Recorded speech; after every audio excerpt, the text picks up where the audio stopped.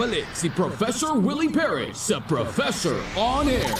Tanong mo, sagot ko. Para po sa mga tao na ginagawang relo ang Professor on Air, ang oras po ay ganap ng 10:35 ng umaga, oras hatid sa inyo ng Philippine Identification System.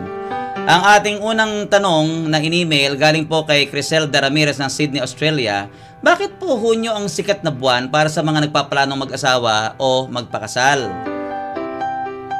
Ang may gusto at nagmungkahi ng buwan ng Hunyo bilang pinakamagandang panahon daw ng pag-aasawa ay ang mga Griego po, yung mga Greeks at pati ang mga Romano. Ang panahon daw na ito ay kabilugan ng buwan kung kaya't madaling manganak ang babae sa sandaling mag-asawa.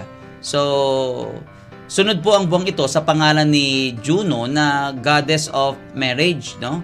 Kapag Hunyo daw ang pinili, ang isang babae kapag ka nabuntis, hindi ganun kalaki yung kanyang tiyan at makakatulong pa sa pagsasaka kapag yan ang piniling buwan.